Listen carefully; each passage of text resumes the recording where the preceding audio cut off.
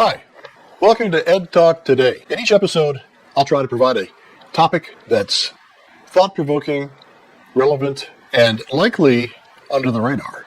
Something you're not going to hear about on mainstream media or in those noisy talk shows. I'll draw on my many years' experience in business, entrepreneurship, parenting, and other life experiences. I'm not here to stir up controversy.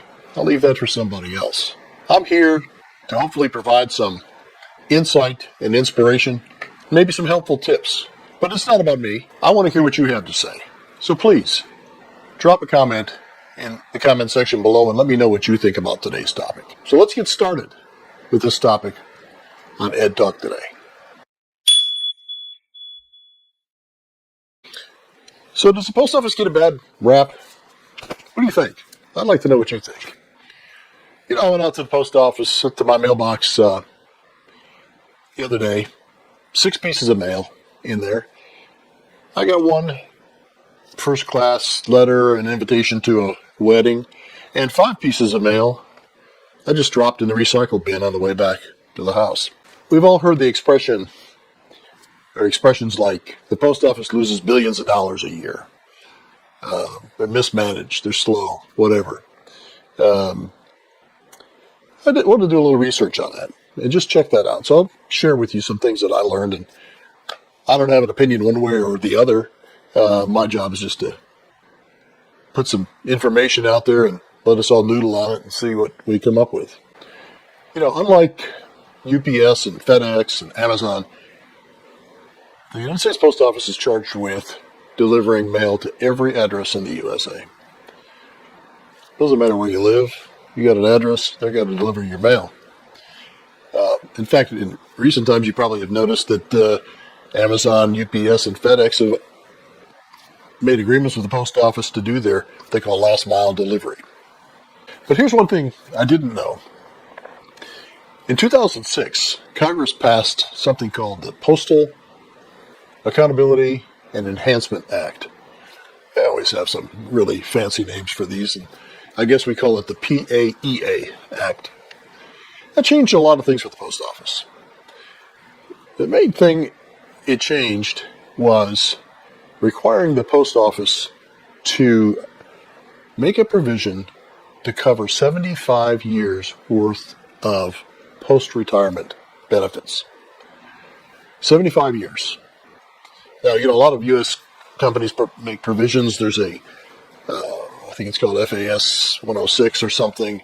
It's an accounting, financial accounting standards board that requires companies to provide for post-retirement health care or whatever, but it's not a requirement. They just have to disclose that in their financial statements.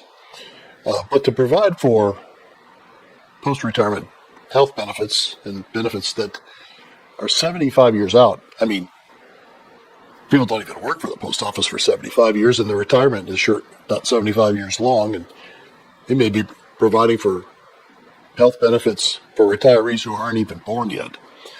An interesting provision in the law, or interesting law, I should say.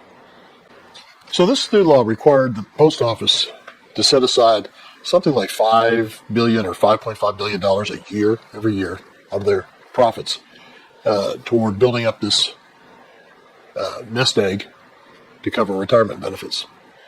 Now, $5.5 billion, a lot of people don't always have a good ability to put that in context, but that's approximately what a company like General Motors or IBM or UPS earned as net profit last year in 2024.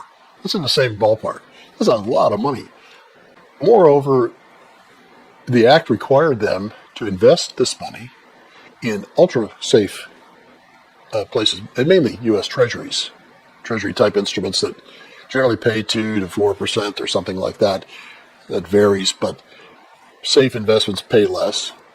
Whereas other pension managers, people who manage pensions for other firms or other unions and so on, generally have the benefit of diversifying among investing in stocks, corporate bonds, real estate, other assets, in addition to safe things like treasuries, to get their generally 6, 7, 8% return and build up for retirement. So I guess my question there is, what was the purpose of that law in the first place? Maybe an attempt to privatize the post office? I don't know. You tell me. Just think about it.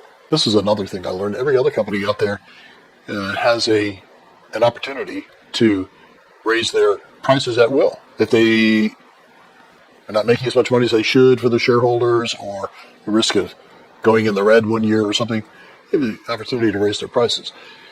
Post office management can't do that. They can only request or suggest increases in their rates. Now, the forever stamp is going up to 78 cents in July here, 2025. It's the month we're making this video, by the way. But they have to get permission to do that. That's not a post office decision. That's governed by something called the Postal Regulatory Commission. And the Postal Regulatory Commission was formerly called something else, and the 2006 Act gave it a lot more power over the post office, kind of a governing body on steroids. And those 6 people on the commission are political appointees, of course, subject to political pressures, I suppose. But the short story is the post office can't raise rates on their own. They have to request those rates. And an interesting aspect of that, in my opinion, is if you take that 78-cent stamp that you and I buy to send a letter or a Christmas card or whatever, that's one thing. But approximately 51% of the mail that goes through the post office system is bulk mail and marketing mail. And it may surprise you to know that the average price for a piece of bulk mail, junk mail, like I just threw in my recycle bin, is somewhere between 20 and 25 cents. Much less than that first-class mail. Now, there are lobbying groups, I'm sure, out there that try to help keep those costs low, but if 51% of your volume that takes up a lot of your space in your trucks and your sorting equipment and those mail trucks that go down the street, if 51% of that is at a much reduced rate, just seems a little bit, I don't know. I don't know the answer to this. I don't have a dog in this fight. It's just something that I'm very curious about. Now, I really like my letter carrier. She's a real nice lady. She's pleasant and does a great job. I guess, I'd like to know what you think about this. It's just meant to be a question to ask for general discussion. I'm interested in your comments. What do you think about the post office?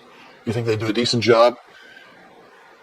Should they be dismantled and run by private industry, for profit? What do you think? Let me know in the comments below. And we'll see you next time on Ed Talk Today.